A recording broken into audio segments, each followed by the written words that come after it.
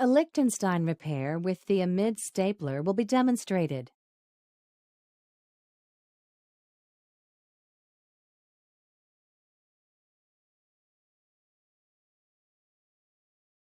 The deep layers are divided.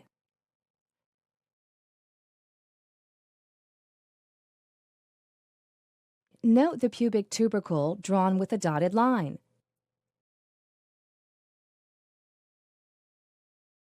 Hemostats are sufficient for exposure.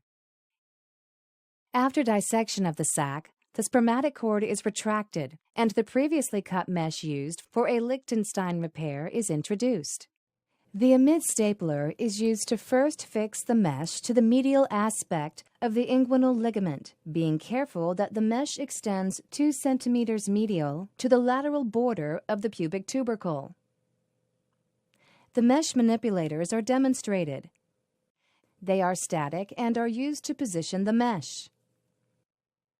Here, the mesh is elevated into position with the manipulators. The stapler is made to allow the staples to be fired in a parallel plane with the femoral vessels.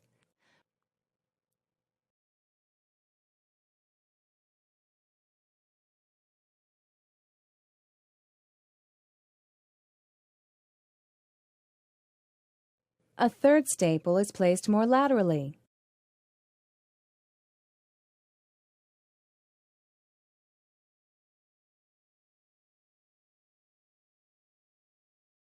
And then the mesh is cut, creating 2 tails.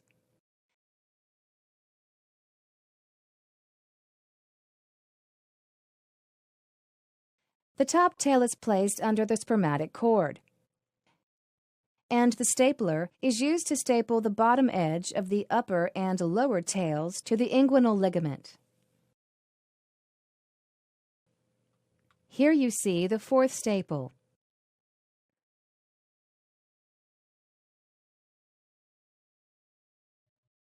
The next staple is placed into the rectus sheath 1 centimeter cephalad of the pubic tubercle, an important technical detail. And here you see the mesh is 2 centimeters medial to the pubic tubercle. A buckle is created in the mesh, and the 6th and 7th staples are placed into the internal oblique aponeurosis, being careful to avoid the iliohypogastric nerve. Good visibility can be obtained with only hemostat retraction of the external oblique aponeurosis. The deep tissues are closed with sutures, and the skin can be closed with the stapler. The staple counter is shown in the inset.